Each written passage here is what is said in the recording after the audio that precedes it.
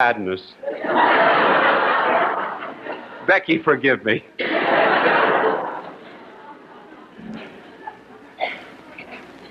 This telecast is dedicated to youth. Now, there are many ways of treating the subject of youth, just as there are many ways of treating the subject of elephants. For example, if a German wrote about elephants, he probably would write a book entitled The Elephant and Its Philosophical Significance in 3 volumes with footnotes. The Soviet would write on the elephant and the war against imperialism. An American would write a book entitled The Elephant and Its Byproducts.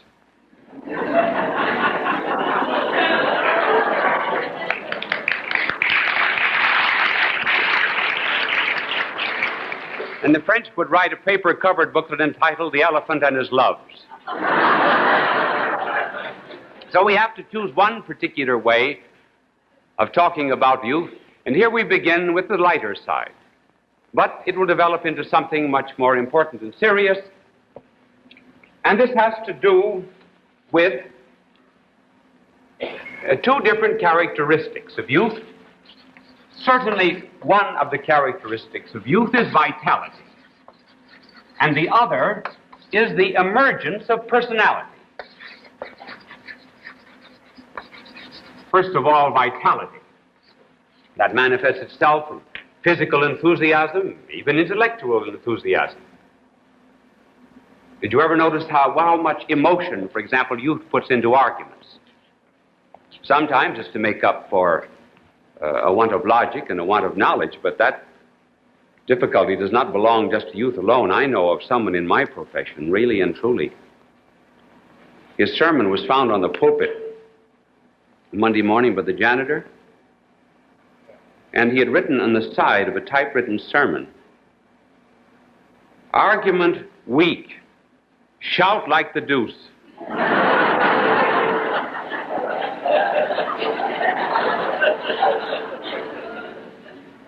So in addition to enthusiasm, there's also that which is so popularly associated with them, called sex.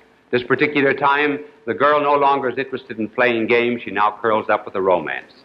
She begins to dream. She hears of the marriage of someone else. She projects herself into that marriage.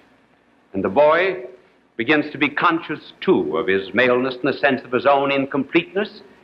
He feels that he has to shave. He has a choice of buying the light Gillette for light beards, the medium Gillette for medium beards, and the heavy Gillette for heavy beards. He buys the heavy one. And then, in addition to this, there is, of course, the love of movement. Speed, not particular interest in where they are going, but certainly they are on their way. And the like to fracture time. We got in at 4 o'clock this morning. We had our breakfast in the diner out in the country. And music, well, there are music. Music, I think, appeals to 4 different parts of the human anatomy. For example, there's capital music that appeals to the head, which might be the music of Bach. Then there's the music, cordial music, that appeals to the heart, such as that of Chrysler. And then there's the music that might be called visceral. And then finally there's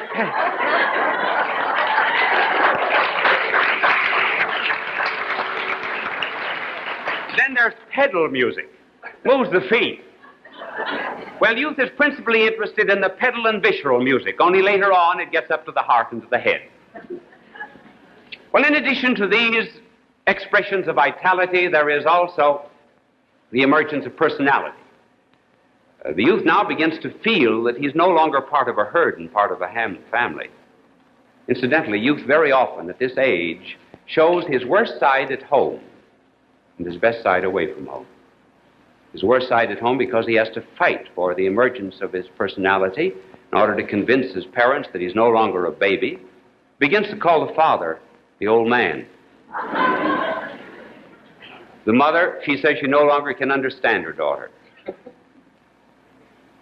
And then in addition to that, there's much daydreaming. Scripture says that the young men dream dreams, the old men see visions. The young look forward, the old look backwards. Laudator temporis acti, said Horace of the old. That which is past is always the best. But this looking forward to youth is personality, life's work, vocation. It's good and it's right. But of course, youth must remember that youth is the morning and age is the evening of life. Those who have had the evening have already had the morning, but those who have had the morning had not yet had the evening. You think your parents are behind the times. Remember, that's what your parents told their parents, and someday somebody's going to tell you you're behind the times.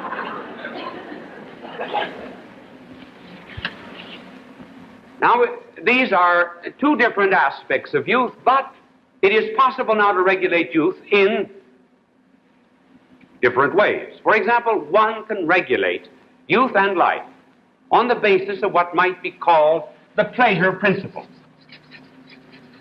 as Freud called it. Or one can, taking this other aspect of youth, regulate life on the basis of character.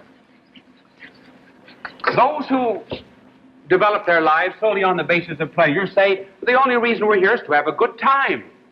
Get as much fun out of life as you possibly can.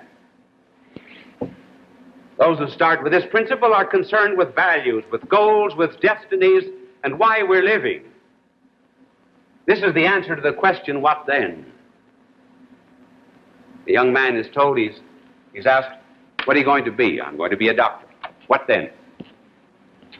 I'm going to begin to practice. What then? I'm going to marry. What then? I'm going to raise a family. What then? I'm going to make money and retire at 78. What then? It's that last what then we have to start with. Now, are these two different principles contradictory? No.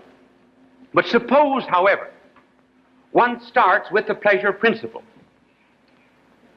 What happens? The development of character loses its urgency. If youth starts with the idea that we are here in this world solely to have a good time, there is danger that the giving away to the emotions, to sentiments, the lower part of our being, will begin to cloud our reason. We lose the capacity to think clearly because we are influenced by the way we live. A robber has to defend his philosophy of robbery, his robberies. Murder is crime. And after a while, there begins to be an adjustment to our behavior. And the result is that there may develop skepticism and doubt. Youth may even become atheistic. These are not intellectual positions, and let no educators believe that they are. They are just simply moral positions. They result from behavior. And then, too, one of the dangers of this pleasure principle is the pleasures are going to decrease as time goes on. Suppose I had the habit of, when I was talking to you, of just doing that. Well, you would say after the first 178 broadcasts, isn't that a strange habit that he has?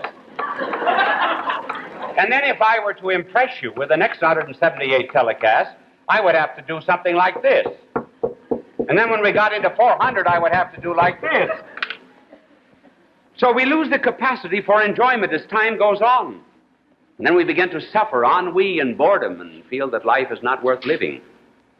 That's one of the grave dangers of starting with the pleasure principle. And it's rather difficult when youth starts with that to ever rationalize them and reason them away from it, because they justify giving way to their emotions. I believe that one of the best approaches that has been developed was by a professor of philosophy at the University of Cambridge, C.S. Lewis. He wrote a book that went through 25 editions in 5 years called Screwtape Letters. Read it. It's a marvelous book.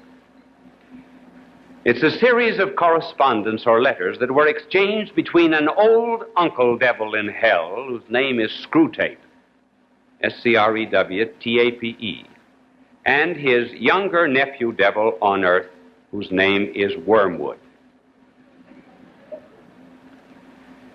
Wormwood is working on the soul of a young man. He's trying to win him over through the diabolical ways of living. And in this correspondence, the wiser old devil in hell counsels Wormwood as to how he is approached to win over this youth. Every now and then there enters into the correspondence a warning from Screwtape about the enemy,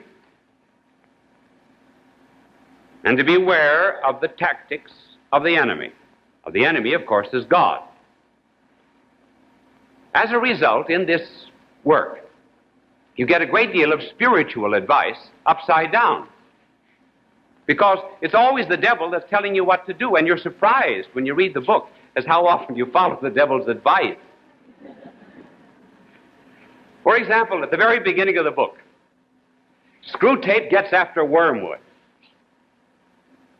He says, "Wormwood, you're a fool. You are trying to convince this youth that materialism is right and true. You are even attempting to prove that materialism is true." Screwtape says, "Wormwood, never do that. Remember that proof belongs to the enemy. Remember that it is the enemy who speaks of a thing being true. When you deal with youth, never, never argue about true and false. All that you must do when you talk to youth is get him to ask, is it modern? Is it progressive? Make him fearful that it's reactionary, or maybe it's medieval, and he will steer away from the idea, but never speak of truth." Then he says, get the youth to read cheap poets and fifth-rate novelists. And then you'll grow up with the idea that all kinds of repression are wrong, that marriage was never meant to be one and enduring.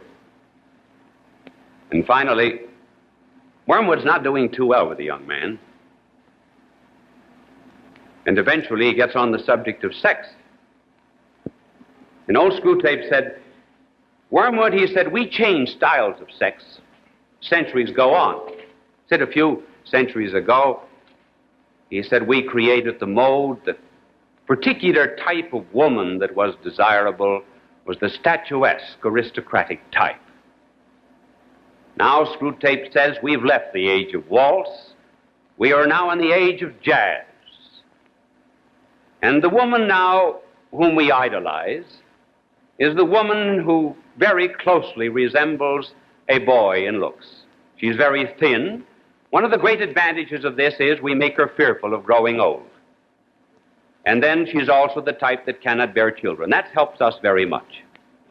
And finally, old Screwtape gives the last counsel, and he says,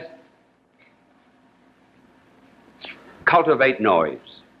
He said, "There is not an inch of infernal space, there is not a moment of infernal time that is not filled with noise.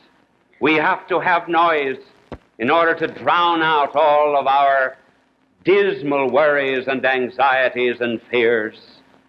And he said, on earth they must have noise too, noise to drown out the melodies and the silences of heaven. And we do not yet have enough noise on earth. I am almost in despair. It's a great spiritual book for youth. It will warn them of the danger of the primacy of the pleasure principle. Now suppose you start with the other principle. Suppose you start with the character principle. Then you begin with discovering the purpose of life.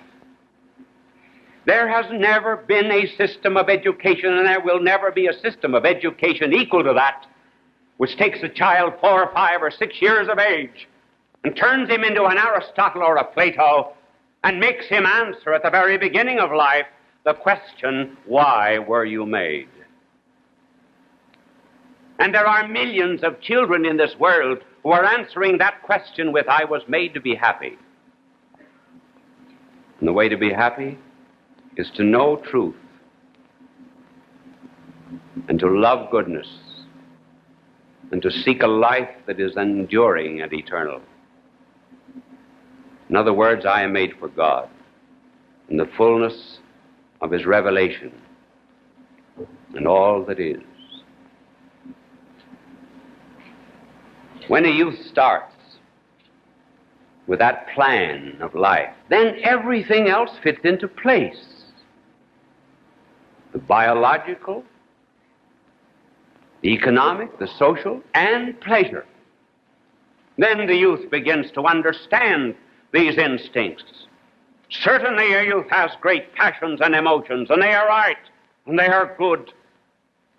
And let no one ever say that they are evil, because they are divinely implanted. Almighty God has put into every youth in the world two great hungers. One, a hunger for food, and the other, the hunger for a mate. And God implanted these impulses and hungers simply because, first, individual life had to be preserved by eating, and secondly, social life had to be preserved, humanity, by birth and by generation.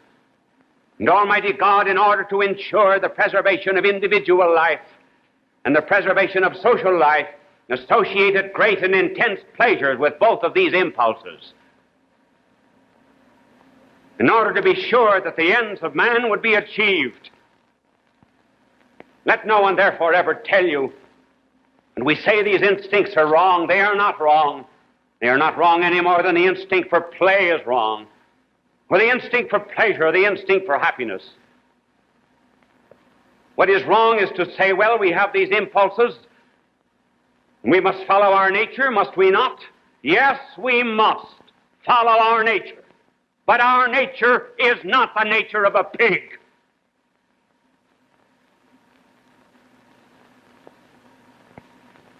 Pig will use certain instincts according to season and laws implanted by nature. But we are to use these instincts according to reason and according to will and according to the final purpose of life. When youth understands that, then he will not fall prey to a very false doctrine which is upsetting youth and upsetting the world, namely believing that man is to be understood in terms of sex. He is not. Sex is to be understood in terms of man. You might just as well say to you, my voice is to be understood in terms of the larynx. There's something else in my voice and the words that come out than the larynx. And so sex is associated with love and is related to the whole personality. When youth understands this, the final goal of living, then he takes these God-given pleasures and enjoys them in the way that God intended. Then his life is normal. Then he's not suffering from ennui and suffering from boredom, beginning to feel that life is something at which we may sneer.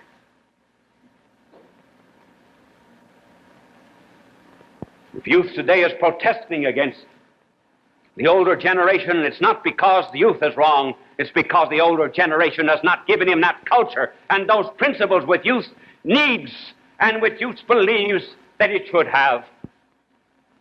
Why should we always, when we think of youth, immediately begin talking about juvenile delinquency? Why is it that we always pick the worst that youth shows instead of the best? When we study art, do we look at the crudest manifestations of art? Or when we study music, the babblings of a child, do we not always look to the best? Why is it that immediately juvenile delinquency comes to our mind when we speak of youth, if it is not because crime makes better news than virtue?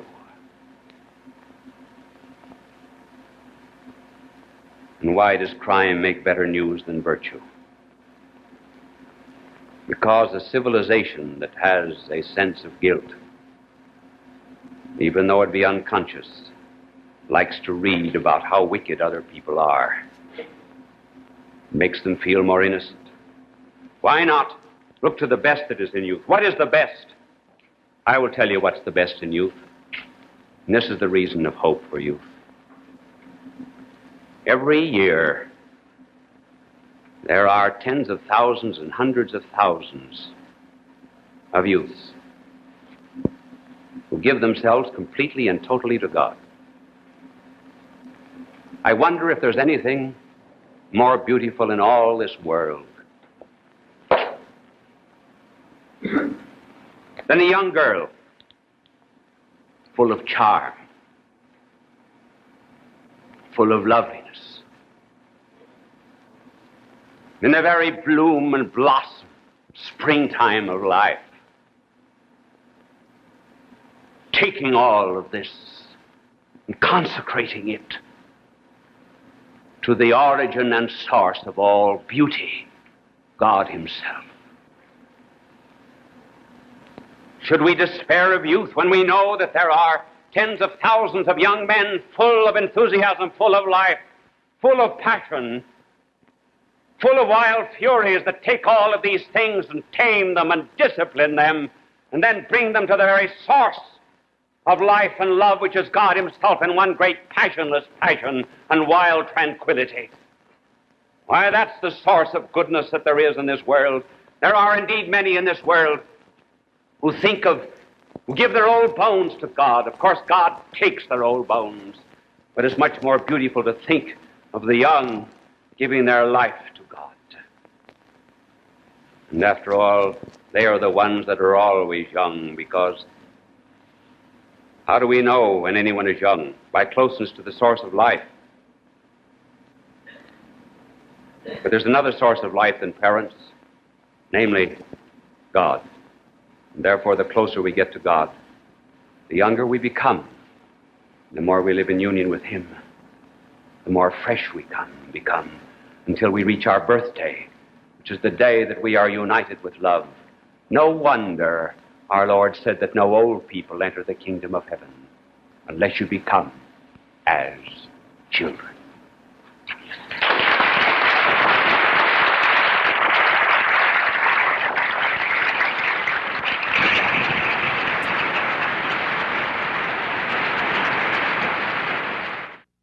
People of all faiths recognize Bishop Fulton J.Sheen as one of the greatest communicators of the 20th century. He was born in El Paso, Illinois, in May of 1896. As a young boy, he knew he wanted to be a priest. He served as an altar boy at St. Mary's Cathedral in Peoria, Illinois. At St. Viator College, his education and debating skills taught him the skills he used throughout his life. His unique ability at being natural and at ease in front of any audience was noted early in his ministry. He was ordained in 1919 and went on to become one of the best-known and greatly loved family. And so the little child prayed and said, "Dear Lord, my brother has the mumps, my sister fell off the bicycle and broke her leg, and my older brother has pneumonia, and Daddy lost his job. So, dear God, please take care of yourself, because if anything happens to you, we'll all be in the soup."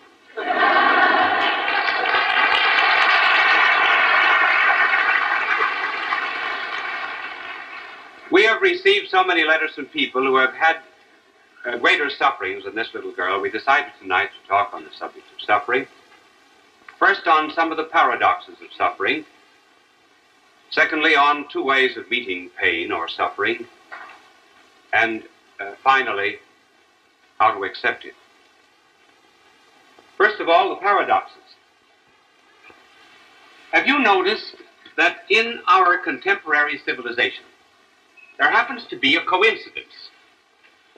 First of all, of great material prosperity, and at the same time, a tremendous amount of inner and mental discontent. First of all, we do have material prosperity, The per capita income of the United States is around $1,750. In China is $26 a year. But along with that, there's an inner unhappiness. 51% of the hospital beds of the United States are occupied by mental patients. We ought not to have this tragic sense of life with so much prosperity. Why is it? Certainly is not because we're prosperous. It can only be because, to a great extent, we are assuming that all we need to be happy is some external prosperity. In other words, we've made our philosophy a philosophy of having, rather than a philosophy of being. And the reason there is this inner discontent and unhappiness is because man is trying to put the infinite into the finite. This is the mathematical symbol of the infinite. This is the symbol of the finite. What we're trying to do with our soul and our heart that was made for the infinite of life and truth and love, we are attempting to pull this infinite down into our finite structure with all of its material environment. It simply cannot be done. Rather, what we should do to be happy in the midst of prosperity is to take this finite nature of ours and plunge it into the infinite. As Hans Werfel said, this line of the human and the finite and reason must be crossed somehow or other. And Werfel, continuing, says, it is crossed above by faith, and it is crossed below by insanity. That is the first peculiar paradox of modern suffering. Now there's a second. And the second has to do with pleasure. Have you ever noticed that we have a greater capacity for pain than we have for pleasure?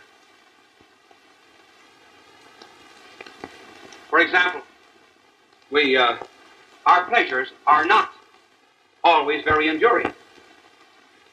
For one thing, a pleasure can reach a point where it will give us pain. It can turn into pain. For example, tickling. And then also, have you noticed, too, that pleasure sometimes will go up like this, and then there will be a sudden drop in them.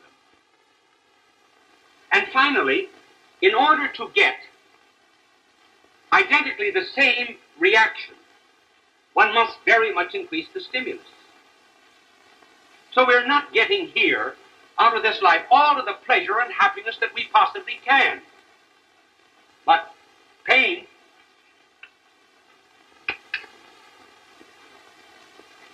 it seems, could very quickly reach an end, and yet somehow it reaches that end that we anticipated, and we still bear it.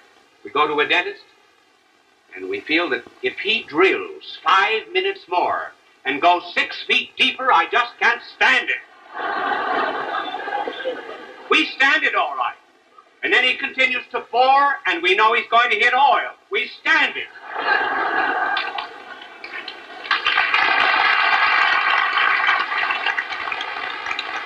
There are many people listening to me in sick beds of suffering who felt that they should have exhausted themselves months or years ago, but they still can go on suffering.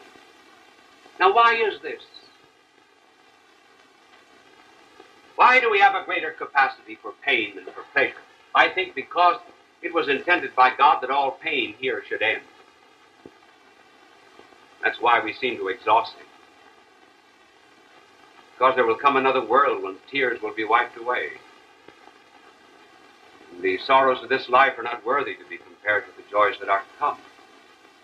But with pleasure and joy, particularly, is not intended to be exhausted here. That comes elsewhere.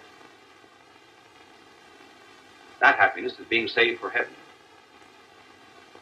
And if people understood that, perhaps there would be, well, less mentally disturbed, less inclined to go to the psychiatrist, because they've all got skeletons in their closet. They make no bones about it.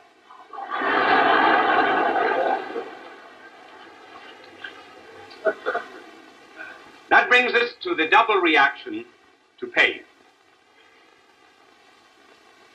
There are two possible ways of enduring pain. As Stevenson expressed two ways of looking out of prison bars. Two men looked out through prison bars. The one saw mud, the other stars. And in the midst of agony and pain and suffering, one reaction of pain can be rebellion. The other reaction of pain can be resignation. Why this difference? The difference is due to the fact that this person sees no purpose in pain. And when there's no purpose seen, no final destiny, when pain is just as opaque as a curtain, then it's rather natural for the soul to revolt against it.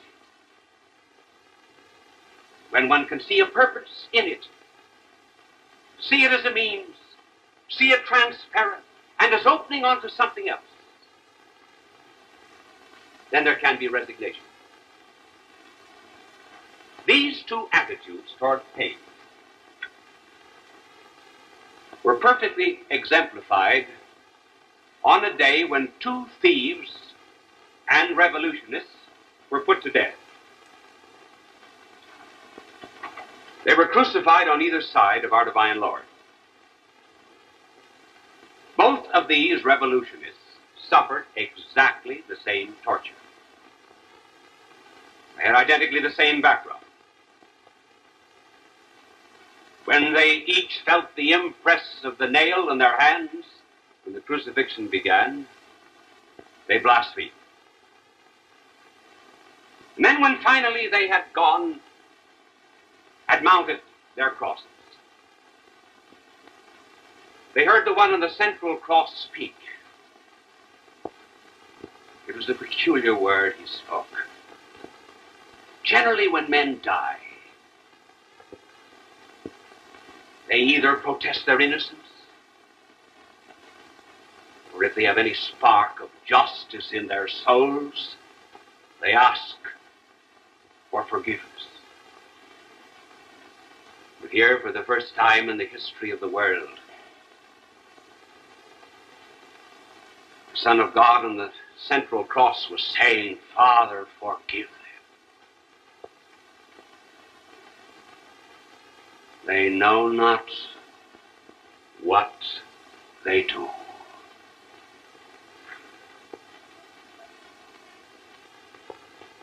When the thief on the left heard this cry, he suspected that there on that central cross was power.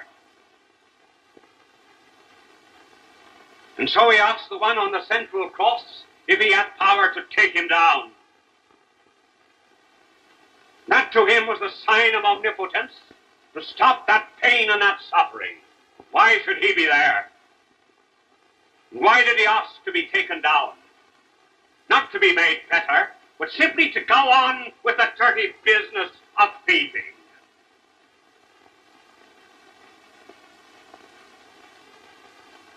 But the other thief, when he heard that prayer from the central cross, he immediately began to see a relationship between his sufferings and his guilt. His background as a blackguard, a revolutionist, and a racketeer.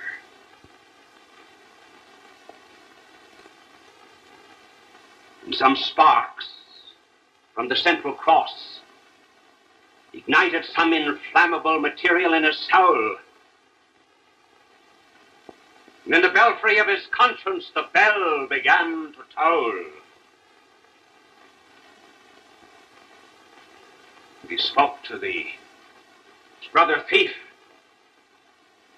and he said, "Fear ye not, fear ye not. We suffer the just reward of our crimes. This man has done no wrong.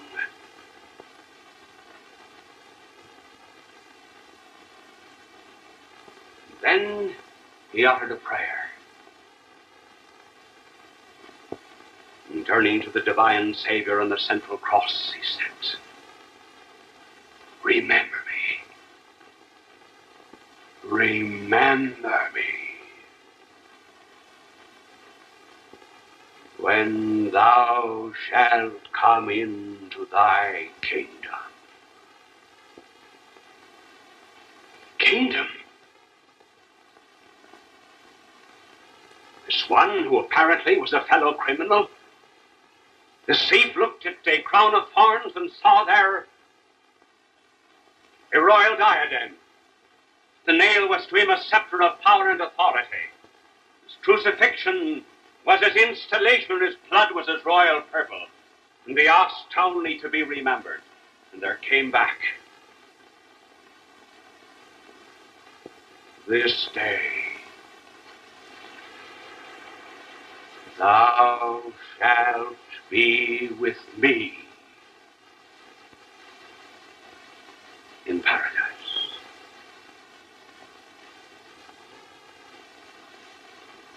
Now, it was the foundation of democracy, the worth of a single soul. Thou shalt be with me. I always wonder why he said in paradise. Be with him is paradise. And the thief died a thief, for he stole paradise. And paradise can be stolen again.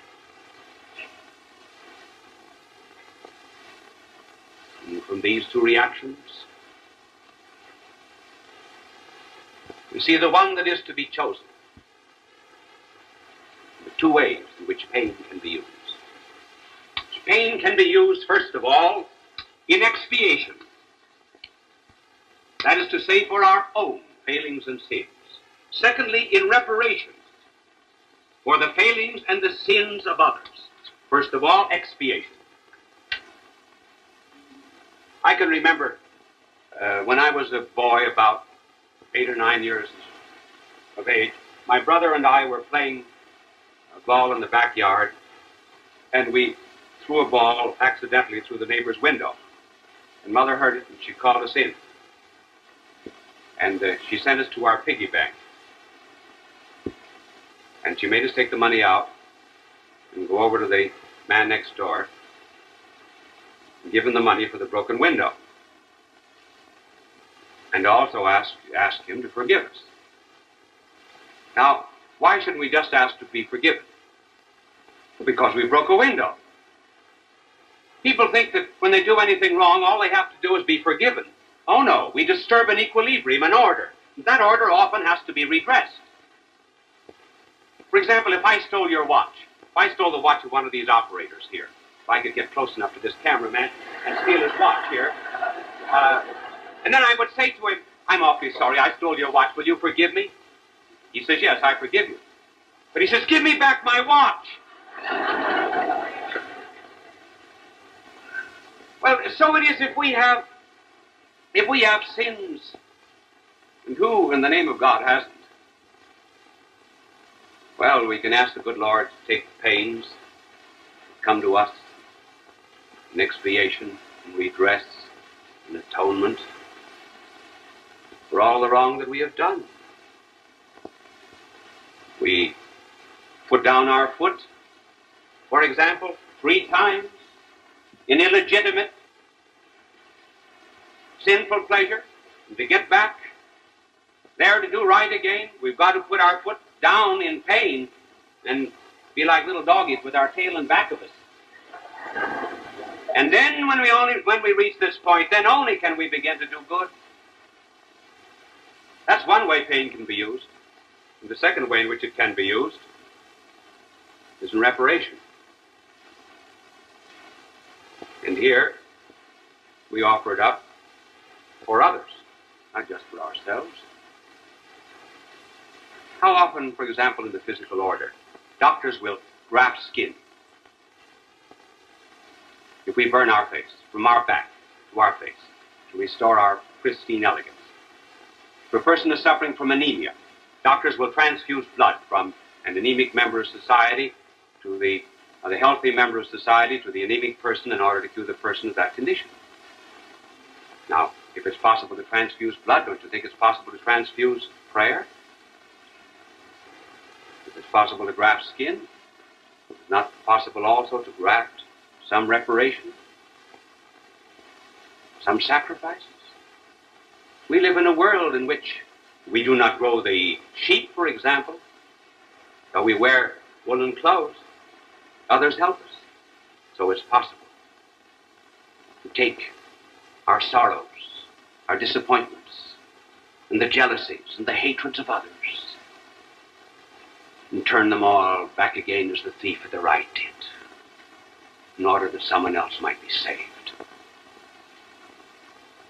That's reparation.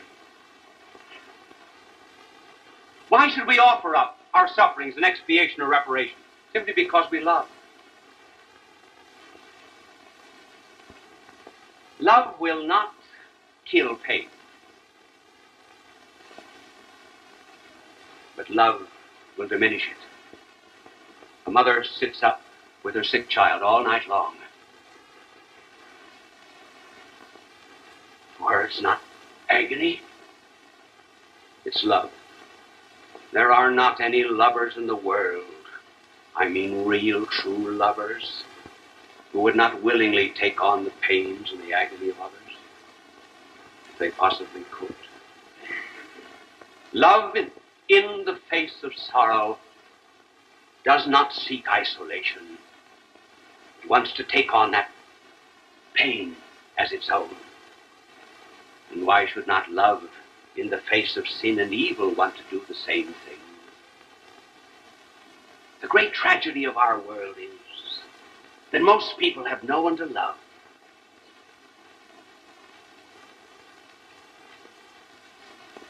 And since there's no one to love, they never think of the love of God. Their life is tragic indeed. Oh, the tragedy of the world is not so much suffering as what we miss when we do suffer. Think of all of the sick in hospitals with aching brows who might in some way sanctify that pain by correlating it to a crown of thorns, and all the wounded hands that might sacramentalize that agony did they but correlate it in some way with hands that were riven with steel, to all the aching hearts of the world, with all of their worries and anxieties and fears. They would only not allow that pain to go to waste, but offer it up in union with someone whose heart was open to take in all the hearts of the world. Why should we fly from that love? I slipped his fingers. I escaped his feet. I ran in heaps. For him I feared to meet. One day I passed him, fettered on a tree. He turned his head and looked and beckoned me. Neither by speed nor strength could he prevail. Each hand and foot was pinioned by a nail. He could not run, nor clasp me if he tried. But with his eyes, he bade me reach his side. For pity's sake, thought I'll set you free.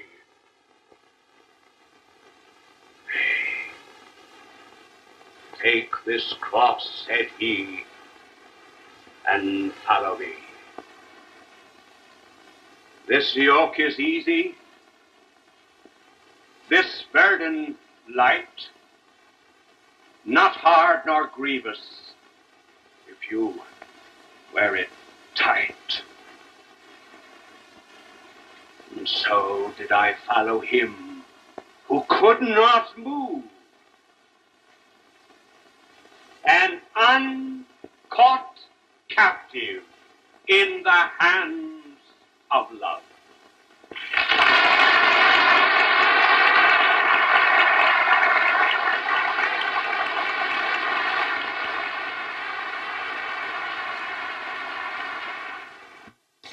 There once was a time in our national history when there was only one traitor to our great country. Today, unfortunately, there are many. Next week, we shall speak on the psychology of traitors and 30 pieces of silver. Bye, and God love you.